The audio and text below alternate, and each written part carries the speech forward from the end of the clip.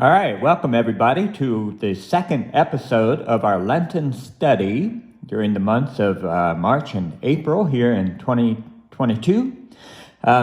Today we have a large mountain to climb, so we will get started very quickly. I want to remind you that we have a discussion on Wednesdays. It's either live or over the Zoom, and this is the email that you can use to get the Zoom link. And this is our schedule. You'll see that today we're going back to the book of Genesis, chapter 22. It's an incredible and troubling story, and I almost feel like we should issue a parental warning when we read this story and discuss it. So let's jump right into it with appropriate amounts of fear and trembling. After these things, God tested Abraham. He said to him, "Abraham," and he said, "Here am I." And he said, "Take your son, your only son, Isaac, whom you love, and go to the land of Moriah, and there offer him as a burnt offering on one of the mountains that I shall show you." So Abraham rose early in the morning, saddled his donkey, and took two of his young men with him, and his son Isaac. He cut the wood for the burnt offering and set out and went to the place in the distance that God had shown him. On the third day, Abraham looked up and saw the place far away. Then Abraham said to his young men, "Stay here with the donkey. The boy and I will go over there. We will worship, and then we will come back to you." Abraham took the wood of the burnt offering and laid it on his son Isaac, and he himself carried the fire and the knife. So the two of them walked on together. Isaac said to his father Abraham, "Father," and he said, "Here I am, my son." And he said, "The fire and the wood are here, but where is the lamb for a burnt offering?" Abraham said, "God himself will provide the lamb for a burnt offering, my son." So the two of them walked on together. When they came to the place that God had shown him, Abraham built an altar there and laid the wood in order. He bound his son Isaac and laid him on the altar on top of the wood. Then Abraham reached out his hand and took the knife to kill his son. But the angel of the Lord called to him from heaven and said, "Abraham, Abraham," and he said, "Here I am." And he said, "Do not lay your hand on the boy or do anything to him, for now I know that you fear God, since you have not withheld your son, your only son, from me." And Abraham looked up and saw a ram caught in a thicket by its horns. Abraham went and took the ram and offered it up as a burnt offering instead of his son. So Abraham called that place, "The Lord will provide," as it is said to this day, "On the mount of the Lord it shall be provided." The angel of the Lord called to Abraham a second time from heaven and said, "By myself I had sworn, said the Lord, because you have done this, and have not withheld your son, your only son, I will indeed bless you, and I will make your offspring as numerous as the stars of heaven, and as the sand that is on the seashore. And your offspring shall possess the gate of their enemies, and by your offspring shall all the nations of the earth gain blessing for themselves, because you have obeyed my voice." So Abraham returned to his young men, and they arose and went together to Beersheba, and Abraham lived at Beersheba.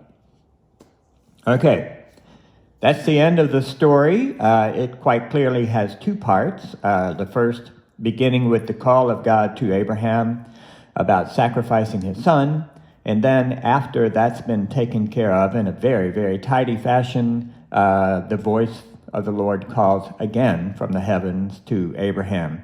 and offers a promise, renewal, and a blessing, and so forth.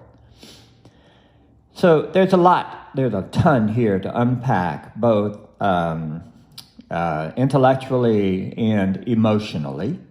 What I would like to do is to offer you 4 different approaches to this story, none of which we will be able to go into with great detail, each of which I will just have to treat very thinly and superficially.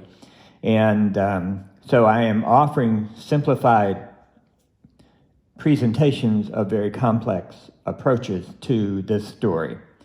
But what I want to suggest is that we can generally think of 4 different ways of embracing this story, studying this story, and so forth. And the first would be a variety of ethical approaches. That is, focusing on the elephant in the room, the genuine dilemma facing Abraham over Isaac, and the genuine dilemma facing Abraham vis-a-vis the word of the Lord, the command of God. So it raises a host of ethical issues. The second way we can look at it is with regard to the theological issues. And what I mean by that is we think about what this text says about God, God's words, God's actions, God's intent, God's purpose, God's way of being, and so forth. There's a lot there to unpack. Another approach would be to look at it more textually, like we have been doing with some of our other texts, with regard to what happens just before this story. That's not unimportant. Or what happens a few chapters before that. And so we would, and we'll look at how this story plays out in echoes in other stories. So that's another approach you can take. It's the biblical approaches. And then you could take some historical approaches to see how it is that the faith community has embraced this story, and even in an interreligious way, this story has some interesting dynamics to it. So again, there are 4 different approaches, and within those approaches, there are just a variety of ways that people have done it. I'll present some, but I can't present all. So let's start with ethical approaches to this story, and the reason we're going to start there is because really the elephant in the room with this text is filicide. Filicide. Now, if Isaac were a baby, we would say infanticide, a term with which, unfortunately, we might be a little more familiar. Filicide is the murder of a son or a daughter. The word fili can take a male or female ending, which would be son or daughter. So the question of a father killing his son in this context is not necessarily a legal question. Abraham would not go to jail if he had killed Isaac and sacrificed him on that altar. This is not a time when there is a legal system that would put Abraham in jail or put him to death or anything like that. It was really, this is long before the law of Moses, so there's not even a religious legal system there binding Abraham. And he would certainly live with the shame of having been a father who committed filicide, and it could be that people would refuse to do business with him or something like that. But nobody's going to arrest him, and Abraham gets increasingly richer throughout his story and more powerful, and nobody would be able to arrest him because of that. So we're not looking at this as a legal matter, but we are looking at filicide as an ethical matter. And one of the approaches that I want to share with you is an approach given by Søren Kierkegaard in his book, Fear and Trembling. We're going to read little segments out of that on Wednesday. I'm not going to take the time to do it right now. But in there, Kierkegaard writes this story from 4 different perspectives. In one of them, For example, Abraham doesn't want Isaac to think that his loving father has killed him, so Abraham starts being harsh and mean and changing his face and looking menacing and so forth, just so that the death would be a little easier to Isaac than a loving father doing this thing. It's really interesting. So Kierkegaard is just trying to imagine what that journey, when they left the two men with the donkey, and it's just Abraham and Isaac, and we have a little bit of a dialogue between them, but not much. What's going on there? And how did Isaac feel after the fact? Kierkegaard wonders about that as well. Let me give you just a snippet of what goes on in Kierkegaard's reflection. He argues that there are like three dimensions of ethical activity. And the first is someone who simply lives according to the aesthetic, what feels good, what they desire, what they want. He often describes Don Giovanni as being the example of someone, he's just horrible. He's horrible with women, he uses them, he abuses them, he tosses them aside, he flaunts himself and his money and his power, and simply lives according to his wishes. And that's the aesthete, the aesthetic level, which Kierkegaard says is just the lowest level of making ethical decisions. And the next level is what he calls the ethical. And this is someone who lives according to the commands of God or lives according to the law and so forth. But then Kierkegaard says that even above that, there's something called the religious. And in this story particularly, he argues that Abraham is the knight of faith because he's willing to suspend the ethical in order to obey the voice of God. Kierkegaard calls it the teleological suspension of the ethical. You don't ever have to use that phrase, but it does mean that toward a higher end, you suspend what would normally be the divine commands or the law or ethics in general. It's an interesting approach that Abraham really supersedes the ethics of most of us law-abiding folk because he's willing to even break the law at the command of God. And obviously that's a strong argument and one that is not easily accepted by a lot of people, including Immanuel Kant.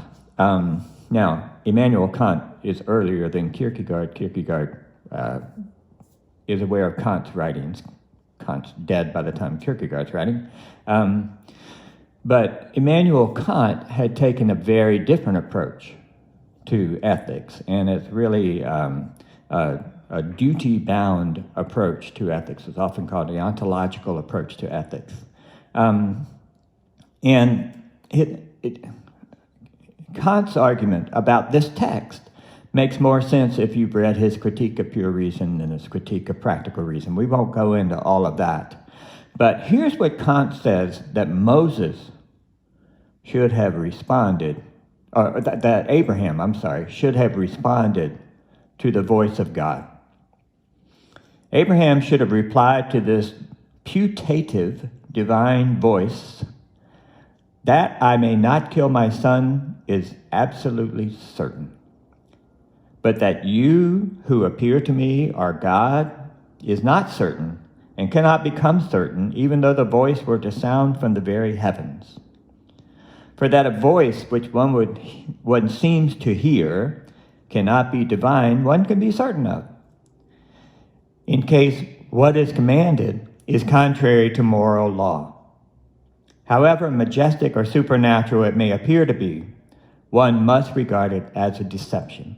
So Kant, as a typical Enlightenment figure, is saying that we know the moral law, and we know without any question it is wrong for a man to kill his son, especially his good son whom he loves, and that is certain. What's not certain is you hear a voice from the heavens. Is this God? Is this a demon pretending to be God? That's beyond our course of reasoning to where we can't be certain about that. But we can be certain that killing our son is wrong. So Kant says Abraham should have simply replied, "No, I'm not going to kill my son. That's wrong." but Abraham doesn't. Another ethical approach is, I'm just going to leave those first few just dangling with you. We can talk about them later, or you can dismiss them out of hand. Another ethical approach, however, that comes up here, even if you take filicide out of the picture and make it a matter of sacrifice, our modern ethical sensibilities would even question that. Is it ever morally okay to murder an animal in order to appease a god, or to fulfill a command, or to, live out a vow or something like that? Aren't you still taking life? So whatever we have to say about the sacrifice of a son, because that really emotionally binds us in ways that, killing an enemy perhaps doesn't. But do you deliberately take a life? And can that be in any way a way of pleasing or obeying God? That itself is another ethical issue. So you see, each of these four matters are different ways that ethicists and people thinking about ethics have approached the text. You've got the issue of filicide. You have Søren Kierkegaard, who says, but Abraham is heroic for following the voice of God. You have Immanuel Kant, who says, no, Abraham should have just said no. And then all that we have to say about that is true about a system of living to dead sacrifices in general. So those are ethical approaches. There are also theological approaches we can take to this story. So, for example, a number of Jewish writers reject Immanuel Kant's and Søren Kierkegaard's approach to this story. Beryl Dove Lerner, for example, says that Kant is simply an Enlightenment figure who thinks he knows better than the Scriptures. So he's willing to question the authority of Scripture. You heard Kant refer to the voice from the heavens as the putative voice of God, meaning it might or it might not be. Well, if you read in the Scriptures, it is. It's not up for debate. And so a lot of Jewish biblical scholars would say, here's Kant's problem. He wants to make this all fit into his Enlightenment way of thinking, and thereby diminishes the biblical story. And likewise with Kierkegaard, Lerner argues that Kierkegaard is trying to make the story relevant to modern folk for his day. And as a result, what Kierkegaard doesn't take seriously is the possibility of the miraculous. So, for example, when Abraham says to the two men staying with the donkey, we are going to go worship and we'll return, a lot of people have interpreted that as Abraham really expected God to perform a miracle. And but Kierkegaard wants to sublate that possibility from the very beginning and say, that's preposterous. He's being commanded to murder his son, and as he goes up there and even raises the knife, he has to be willing to follow through with that command, as opposed to imagining some miraculous thing that might happen instead. So Lerner's problem with both Kant and Kierkegaard is that they're not taking the authority of the biblical story itself seriously, because within that story, God can indeed perform something miraculous. So the reason I call this a theological approach is Lerner is focusing on the nature of God as opposed to the ethics of Kant and Kierkegaard. Martin Luther has an interesting approach to this story, and I'm not going to pretend I understand it well, that I've read it thoroughly, but just superficially, let me say, for Luther, this story is not a matter of what, but it's a matter of whose. So it's not that God told Abraham to sacrifice his son. The issue is that God told Abraham to sacrifice his son. And if you believe in God, and if you believe that God is sovereign and loving and divine and good to God's very core, those are not simply qualities of God, those are the essence of God, God is love. That's a powerful statement. Love, commanding you to do something, you do it. You do it. And it's not to you to argue over the ethics of it. It's not to you to push back. You do it because it's God, and because you can trust that when God commands something, it's going to be good. So it's not what God commanded, but it's who's doing the commanding for Luther. And it raises the question of, how do you view God in this story? Do you view God as a tyrant, or do you view God as a God of love?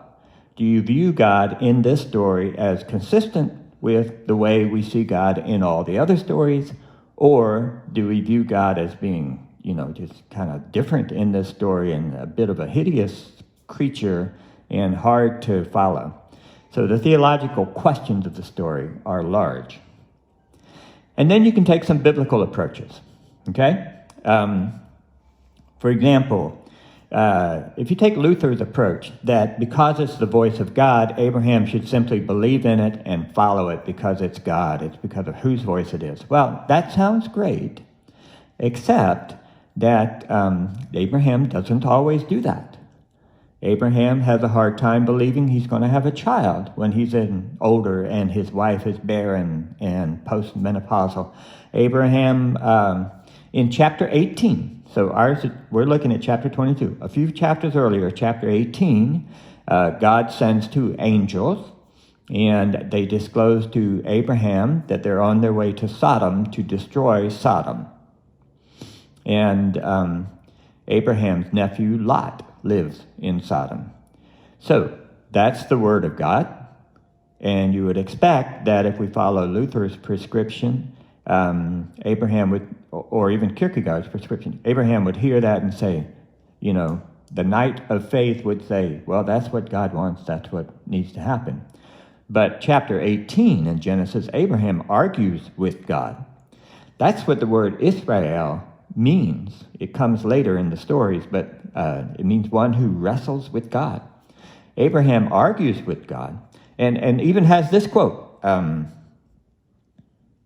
far be it from you to do such a thing. Abraham's talking to God.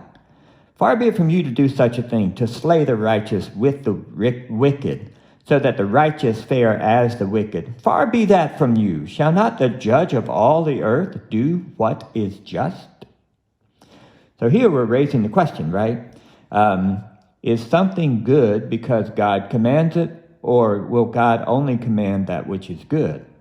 Is there a concept of good to which, or justice to which, God needs to toe the line? Or do we simply say that if God commands it, it is good, it is just? That's an enduring theological dilemma for those of us who believe in justice and who believe in God, and then run across a story like this. So why didn't Abraham argue with God in Genesis 22 like he did in Genesis 18 and say, but you're the just God, why would you have me kill my own son?